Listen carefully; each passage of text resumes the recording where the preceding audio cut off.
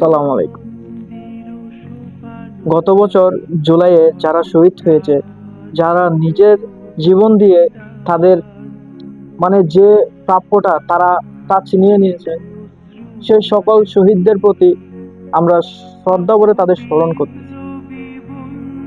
সেই সাথে তাদেরও স্মরণ করতেছি যারা সেই অভ্যুত্থানে গিয়ে হাত পা কিংবা তাদের চোখ, অনেকের মানে সচ্ছল জীবনটা এখন অসচ্ছল হয়ে গেছে, তাদেরকে আমরা শ্রদ্ধা করে স্মরণ করছি। এবং যারা এখন উপদেষ্টা উপদেষ্টা পদে আছে, তাদের উচিত তাদেরকে আর্থিকভাবে যতটুকু পারে সহায়তা করা।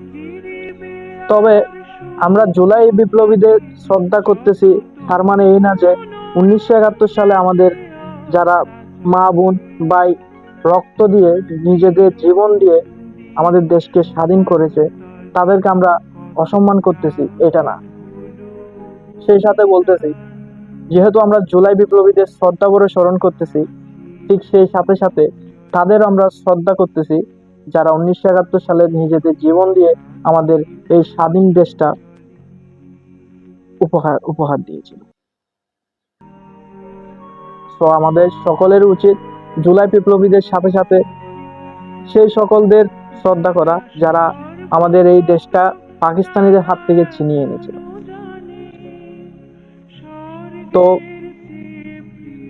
আর একটা কথা, এই যে জুলাই বিপ্লবীদের অনুপ্রেরণাই ছিল 1971 সালের মুক্তিযোদ্ধারা, শহীদরা। তাদের অনুপ্রেরণায় এই জুলাই বিপ্লবের শহীদরা নিজ দ্বিধায় শহীদ হতে গিয়েছে। তারা 1971 সালে তারা নিজেরা শহীদ হয়ে যেরকম দেশটা স্বাধীন করে ছিনিয়ে নিয়ে আসছে, জুলাই বিপ্লবীরাও নিজেদের জীবন দিয়ে তাদের প্রাপ্যটুকু ছিনিয়ে নিয়ে। তো আমরা জুলাই বিপ্লবীদের শ্রদ্ধা করতেছি, তার মানে না আমরা 1971 সালে মুক্তিযোদ্ধাদের অসম্মান করতেছি। ধন্যবাদ।